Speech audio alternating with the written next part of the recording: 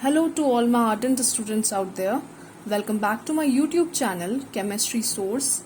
So we were discussing about Bohr's model of atom, and I have already uploaded a video on the topic in which we discussed about postulates of Bohr's model of atom. This video is part 2 of the topic in which we will discuss about usefulness of Bohr's model and hydrogen spectrum. Before starting the topic, I request you all to please like, share and subscribe to my channel and do watch the video till the end. So शुरू करते हैं usefulness of Bohr's model of atom. इससे पहले मैंने Bohr's model of atom आप discuss कर चुके हैं, हम उनके पोस्टुलेट्स डिस्कस कर चुके हैं. सो आप वो वीडियो ज़रूर देखिएगा अगर आपने वो वीडियो नहीं देखी है. It's present over there in my channel. और आप मेरी जे थॉमसन एंड रदरफोर्ड पे भी मैंने एक वीडियो बनाया है, तो उसको भी please do watch the videos.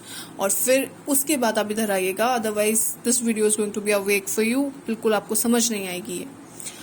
तो पहला जो यूजफुलनेस है बोर्स मॉडल का, it explains the stability of atom.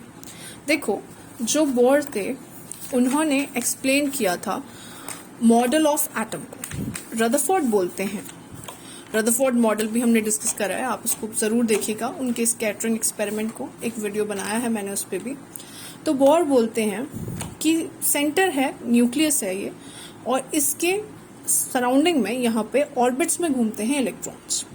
और इलेक्ट्रॉन्स जब कॉन्टिन्यूसली घूम रहे होते हैं अराउंड द न्यूक्लियस, तो वो मतलब इस तरीके से रिवॉल्व करते हैं. तो मैक्सवेल बोलते हैं, मैक्सवेल ने उनको बोला कि अगर कोई चीज, कोई भी फील्ड ऑफ फोर्स में कोई भी चार्ज पार्टिकल जब रिवॉल्व करता है तो वो कॉन्टिन्यूसली अपनी एनर्जी को लूज करता है. और कॉन्टिन्यूसली अपनी एनर्जी को लूज करते करते फाइनली इलेक्ट्रॉन जो होगा वो न्यूक्लियस में गिर जाएगा. और जब वो न्यूक्लियस में गिरेगा तो इस तरीके से तो एटम कोलैप्स हो जाएगा. तो ये बात को रदरफोर्ड नहीं समझा पाए थे, लेकिन बोर ने ये बात को समझाया है.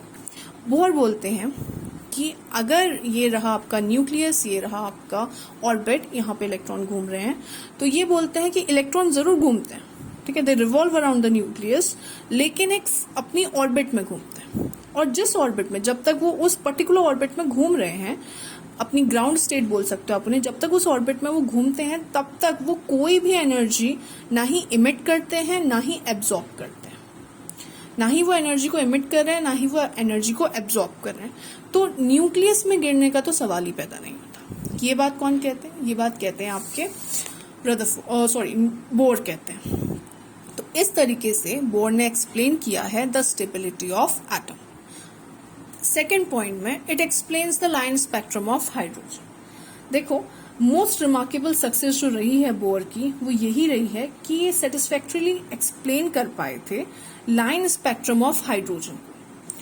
बोर की थ्योरी के हिसाब से जो एनर्जी होती है, जो इलेक्ट्रॉन होता है, वो ना ही नीदर अपनी एनर्जी को एब्जॉर्ब करता है ना ही इमिट करता है जब तक वो एक पर्टिकुलर ऑर्बिट में घूम रहा है. ठीक है, ये बोलते हैं बोर. लेकिन जैसे ही आप उसे सब्जेक्ट करोगे, मतलब आप उसे कोई एनर्जी प्रोवाइड कराते हो, या तो हीट कर देते हो हाई टेम्परेचर पे, या इलेक्ट्रिक डिस्चार्ज देते हो उसे, तो इलेक्ट्रॉन जो होता है, एक एटम के अंदर जो इलेक्ट्रॉन है, वो जंप करता है अपनी नॉर्मल एनर्जी लेवल से. नॉर्मल एनर्जी लेवल मतलब जहां वो घूम रहा था, जहां पे उसकी एनर्जी क्या नहीं हो रही थी, एब्जॉर्ब नहीं हो रही थी या इमिट नहीं हो रही थी, जो हमने फर्स्ट पॉइंट पे डिस्कस किया, जिसको ग्राउंड स्टेट भी कहते हैं. ये पोस्टुलेट्स में हमने डिस्कस करा था ग्राउंड स्टेट के बारे में. तो वो अपनी ग्राउंड स्टेट में था. अब वो यहां से कहां जंप करेगा, वो अपनी हायर, मान लो ये ग्राउंड स्टेट उसकी, तो वो अपनी ग्राउंड स्टेट से अब हायर लेवल पे, हायर एनर्जी लेवल्स पे जंप करेगा, जिसको हम क्या बोलते हैं, एक्साइटेड स्टेट कहते हैं. ये है एक्साइटेड स्टेट. यहां पे वो जंप करेगा. अब यहाँ पे क्योंकि हमें पता है कि उसकी जो लाइफ टाइम होती है बहुत शॉर्ट होती है, इलेक्ट्रॉन की लाइफ टाइम्स बहुत शॉर्ट होती है एक्साइटेड स्टेट में, तो वो वापस से क्या करते हैं, जंप करते हैं अपनी ग्राउंड स्टेट में या फिर एक लेवल नीचे. ठीक है, इस तरीके से वो जंप करते हैं. और जब वो वापस जंप करते हैं अपनी ग्राउंड स्टेट में या फिर एक लेवल्स नीचे, जब वो जंप करते हैं, तो इस टाइम पे वो एनर्जी को क्या करते हैं, इमिट करते हैं. और ये जो इमिशन ऑफ एनर्जी है वो ही हमें क्या दिखाती है, स्पेक्ट्रम दिखाती है. ठीक है, देखो जो डिफरेंस है, एनर्जी डिफरेंस है टू एनर्जी लेवल का, वो हम दे सकते हैं E2 minus E1 is equals to h nu से।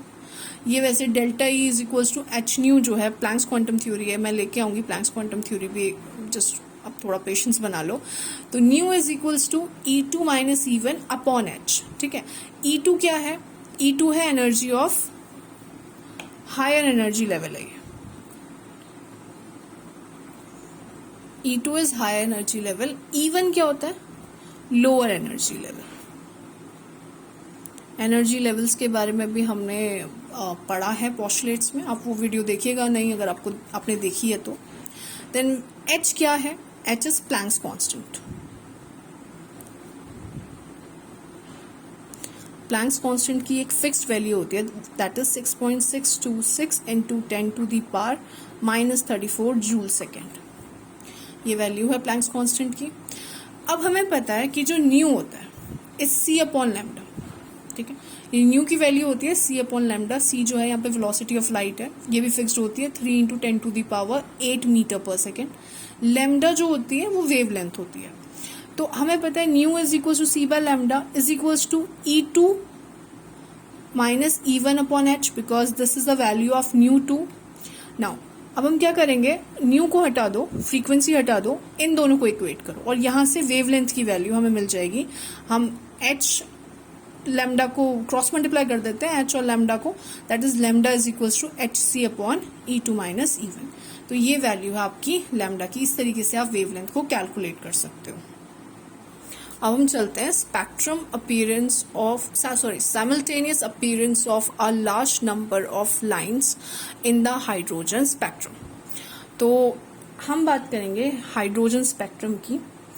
सी हाइड्रोजन में दो, हाइड्रोजन जो है, हाइड्रोजन एक ही इलेक्ट्रॉन होता है हाइड्रोजन में, लेकिन जब हम इसे स्टडी करते हैं तो हम देखते हैं कि हाइड्रोजन स्पेक्ट्रम में कुछ नंबर ऑफ लाइंस हम देखने को मिलती हैं, जिसे ग्रुप करा गया है 5 सीरीज में, लाइमन, बाल्मर, पाशन, ब्रैकेट और पीफर्ड। ठीक है, ये सीरीज है जिसमें इन्हें ग्रुप करा गया है डिफरेंट डिफरेंट लाइंस को। अब क्या हुआ, कैसे होता है ये देखो। हम क्या करते हैं, एक हाइड्रोजन गैस का सैंपल ले लो आप, हाइड्रोजन गैस सैंपल है ये। जब आप एक हाइड्रोजन गैस सैंपल लेते हो तो उस सैंपल को अगर आप हाई टेम्परेचर पे हीट कर दो या उस पे इलेक्ट्रिक डिस्चार्ज पास कर दो, तो जो हाइड्रोजन मॉलिक्यूल्स होते हैं वो स्प्लिट हो जाते हैं हाइड्रोजन एटम्स में, और जो इलेक्ट्रॉन्स होते हैं इन डिफरेंट हाइड्रोजन एटम वो एब्जॉर्ब करते हैं डिफरेंट अमाउंट ऑफ एनर्जीज। ठीक है ना, अब ये किस में स्प्लिट हो गए, जो मॉलिक्यूल्स थे वो हाइड्रोजन एटम्स में स्प्लिट हो गए,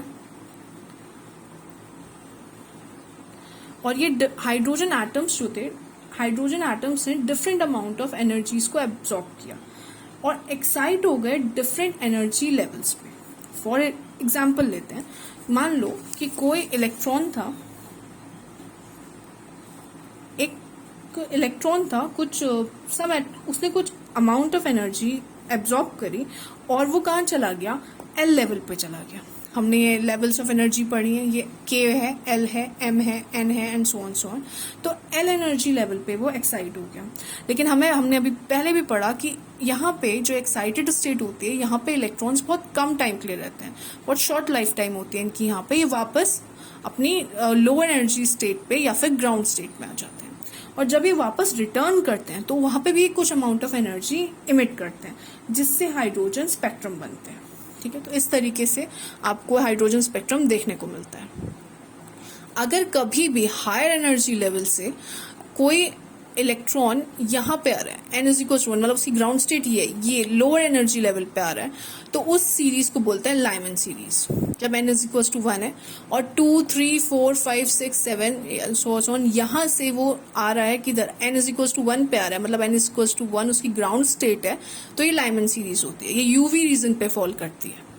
फिर है अगर n इज इक्वल टू 2 है, मतलब ग्राउंड स्टेट 2 है, और हायर एनर्जी से, हायर एनर्जी लेवल से कोई electron n is equal to 2 पे आता है, मतलब बाल्मर सीरीज पे आता है, तो उसका ये सीरीज बाल्मर सीरीज होती है, और रीजन क्या है, विजिबल रीजन है। फिर है n इज इक्वल टू 3, मतलब अगर ground state n is equals to 3 है तो पार्शियन सीरीज होती है, इंफ्रारेड रीजन है। आप ये बहुत इंपॉर्टेंट होते हैं, 1 मार्क्स में पूछे जाते हैं। ब्रैकेट सीरीज अगर n इज इक्वल्स टू 4 होगा तो ठीक है। कोई भी हायर एनर्जी लेवल से इलेक्ट्रॉन जब अपनी ground state n is equals to 4 पे आएगा तो वो ब्रैकेट सीरीज होगी। ये हो जाएगा आपका इंफ्रारेड अगेन। फिर पी फंड होती है, ये भी इंफ्रारेड है। तो ये हो गया आपका हाइड्रोजन स्पेक्ट्रम। याद रखिएगा ये बहुत इंपॉर्टेंट है, 1 मार्क्स में पूछे जाते हैं। So that's all, thank you.